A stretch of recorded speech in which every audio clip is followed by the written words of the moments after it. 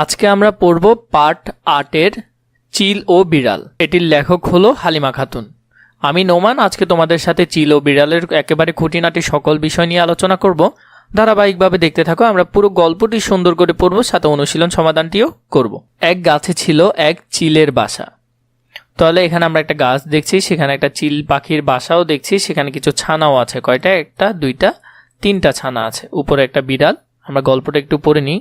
উপরে একটা বিড়াল, আমরা গল্পটা একটু পড়ে নিই। খড়কুটো দিয়ে তৈরি বেশ বড় একটা বাসা। তাহলে কি দিয়ে তৈরি? খড়কুটো দিয়ে তৈরি বাসাটা। বাসায় থাকতো বাবা চিল, মা চিল আর 3টি বাচ্চা। তাহলে ওই বাসায় কে ছিল? বাবা চিল ছিল, মা চিল ছিল আর 3টি বাচ্চা। তাহলে ওরা 5 জন। মা বাবা সব সময় বাসায় থাকতো না, মাঝে মাঝে তারা খাবার আনতে বের হয়ে যেত। তো মাঝে মধ্যে, কারণ 3টা বাচ্চা খাবার খাওয়াতে হবে, তাই তারা বিভিন্ন দিকে বের হয়ে যেত। চিলের বাচ্চাগুলো ছিল খুব দুষ্টু। তারা সব সময় মারামারি আর চেঁচামেচি করত। তাহলে চিলের বাচ্চাগুলো সবসময় চেঁচামেচি করতো, বাচ্চা ছানারা সবসময় চেঁচামেচি করে। পেটুকো ছিল ওরা খুব। খাওয়ার জন্য ওরা রাত দিন চি চি করত। বাবা মা তাদের থামতে না পেরে, পেটুকো ছিল ওরা খুব। খাওয়ার জন্য ওরা রাত দিন চি চি করত। বাবা মা ওদের থামাতে না পেরে কেবল খাবার এনে ওদের খাওয়াতো। খাবার যতক্ষণ ওদের মুখে থাকতো ততক্ষণ ওরা চুপ থাকতো। খাবার ফুরিয়ে গেলেই মারামারি আর চেঁচামেচি শুরু করত। পাশের গাছে কোকিলের বাসা। কোকিলের বাচ্চারা মার কাছে গান শিখত। চিলের বাচ্চাদের চেঁচামেচিতে তারা অস্থির হয়ে যেত। তারা ঠিকমতো গান শিখতে পারত না। মাঝে মাঝে এসে কোকিল ভাবতো চিলের পাড়া থেকে সে চলে যাবে। মানে পাশাপাশি গাছ ছিল, 2টো বাসা ছিল। তো ওদের বাচ্চার চেঁচামেচির জন্য কোকিল কি করতে পারতো না, নিজের বাচ্চাদেরকে গান শেখাতে পারতো না, তাই ভাবতো যে ওইখান থেকে চলে যাবে। আবার মাঝে মাঝে এসে কোকিল চিলেদের বলতো বাচ্চাদের চিৎকার থামাতে। চিল বলতো ওদের নিয়ে আর পারি না, সারাক্ষণ তো খাবার এনে দিচ্ছি, তবুও ওরা থামে না। একদিন চিলেরা বাসায় নেই। এমন সময় একটা দুষ্ট বিড়াল সেখানে এসে হাজির। বাসার দরজা খোলা আর মা চিল অল্প সময়ের জন্য বাইরে গিয়েছিল। দুষ্ট বিড়ালটা বাসায় ঢুকেই চিলের একটা বাচ্চাকে তাড়া করেছে তাকে খাওয়ার জন্য। বাচ্চাটি পড়ি কি মরি করে চেঁচিয়ে উঠছে। মা চিল তক্ষুনি বাসায় এসে ঢুকেছে। বাচ্চাকে চেঁচাতে দেখে মা ভাবলো বাচ্চা বুঝি খাবারের জন্য কাঁদছে। বাচ্চাকে চেঁচাতে দেখে মা ভাবলো বাচ্চা বুঝি খাবারের জন্য কাঁদছে। না, ভালো করে তাকিয়ে দেখে কি একটা বিড়াল বাচ্চাকে তাড়া করেছে। চিল তখন তার বড় বড় নখ আর ঠোঁট দিয়ে বিড়ালটাকে ধরতে গেল। চিলের সেই চেহারা দেখে বিড়াল ভয়ে দিল এক লাফ।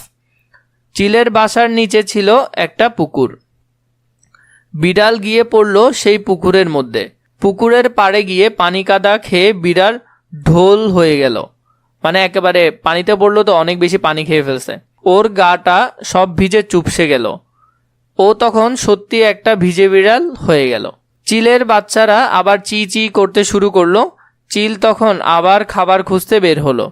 যাওয়ার সময় ঘরের দরজা ভালো করে আটকে দিয়ে বাচ্চাদের বলল, কাউকে বাসায় আসতে দিবি না। কেউ যদি এসে ডাকে বলবি মা বাবা বাসায় নেই, আর খবরদার দরজা খুলবি না। বাচ্চারা বলল আচ্ছা। চিল বাসার বাইরে বের হয়ে গাছের উঁচু ডালে বসে কিছুক্ষণ চারদিকে তাকিয়ে দেখল, তারপর ডানা মেলে উড়ে গেল রূপসা নদীর দিকে। তাহলে কোন দিকে উঠে গেল? রূপসা নদীর দিকে। সেই বিড়ালটা পুকুর থেকে কোনো রকমে উঠে এসে ঘাসের মধ্যে রোদে বসে গা শুকালো আর চেটে চেটে হাত পা পেট পিঠ সাফ করলো। তারপর সে চিলের বাসার দিকে রওনা দিল। চিলের বাচ্চার চেহারাটা সে মোটেই ভুলতে পারছিল না। প্রায় তো বাচ্চাকে সে ধরেই ফেলেছিল। বাচ্চাটাকে খাওয়ার জন্য তার জিভ থেকে প্রায় টপ টপ করে, আচ্ছা থাক সে কথা, মানে তার জিভ থেকে পানি পড়া শুরু করলো আর কি, যে আল্লাহ খেতে পারি নাই। ঘাসের বন থেকে বের হয়ে বিড়াল চিলের বাসায় প্রায় কাছাকাছি গিয়ে রাস্তার ধারে এক গর্তের মধ্যে কিছু সময় লুকিয়ে রইল। সেখান থেকে সে দেখতে পেল চিল দরজা বন্ধ করে গাছের মগ ডালে কিছু সময় বসে থেকে তারপর উড়ে গেল। চিল চোখের আড়াল হয়ে গেলে বিড়াল জোরে জোরে হেঁটে চিলের বাসার দিকে গেল। তারপর গাছ বেয়ে উঠে গেল তরতর করে। উঠে গিয়ে চিলের বাসায় কড়া নাড়তে লাগলো। বাচ্চারা বলল, কে কে কে ওখানে? বিড়াল ভিজে গলায় বলল, আমি তোমার খালা গাং চিল। দরজাটা খুলে দাও বাছা, অনেক দূর থেকে এসেছি, তোমাদের দেখতে। তোর মা কোথায় রে, তোর বাবা কোথায় রে, ওদের একটু ডেকে দে, কতদিন দেখা হয়নি। তো বিড়াল ওদেরকে পাম দিচ্ছিল, যে বিড়াল ওদেরকে বিভিন্ন রকমভাবে বোঝাচ্ছিল যে আমি তোমাদের আত্মীয়, দরজাটা খুলে দাও। বাচ্চারা বলল, মা বাবা বাসায় নেই, খালা হও আর যাই হও, দরজা খুলবো না। বিড়াল খুব নরম করে বলল, মাকে দরকার নেই, তোদের একটু দেখব, একটু দেখেই আবার চলে যাব, তোদের জন্য মনটা কেমন করছে। তো এবার বিড়ালটা আরেকটু ওদেরকে বোঝানোর চেষ্টা করলো। বাচ্চারা বলল, তা করুক, তোমার মন যেমন ইচ্ছে তেমনই করুক, দরজা আমরা খুলবো না, মা মানা করেছে দরজা খুলতে। বিড়ালের তখন খুব রাগ হয়ে গেছে। সে এক লাথি দিয়ে ওদের বাসার দরজা ভেঙে ফেলে বাসার ভিতরে ঢুকে পড়ল। চিলের বাচ্চারা তাকে দেখে খালা না বিড়াল বলে হাউমাউ করে চেঁচিয়ে উঠেছে। ওদের চিৎকার শুনে আশেপাশের বাসা থেকে পাখি ছুটে এসে ওদের বাসায়। বাবা চিল মা চিল তখন বাসায় ফিরে এসেছে। পাখি আর চিলকে দেখে বিড়াল খুব ভয় পেয়ে গেল। সে সময় এদিক ওদিক পালাবার চেষ্টা করতে লাগলো, কিন্তু চেষ্টা করে কি হবে, সব পাখি চারদিক থেকে তাকে ঘিরে ফেলল। পাখিরা মিলে দুষ্ট বিড়ালটিকে ঠোকর মারতে গেল। বিড়াল তখন গাছ থেকে তাড়াতাড়ি নেমে চোখ বুজে দৌড় দিল, তারপর একদম উধাও হয়ে গেল কাশবনে। সে বিড়াল আর কোনোদিন চিলেদের বাসার কাছে যায়নি। চিল বাচ্চারা এখন আর চি চি করে না, কোকিলের বাচ্চারা এখন মন দিয়ে গান শেখে।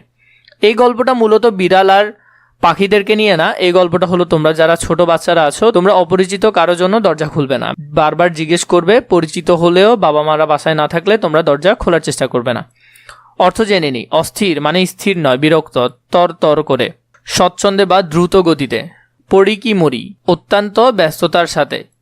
মগডাল, গাছের সবচেয়ে উঁচু ডাল। হাতছাড়া, সুযোগ নষ্ট হওয়া।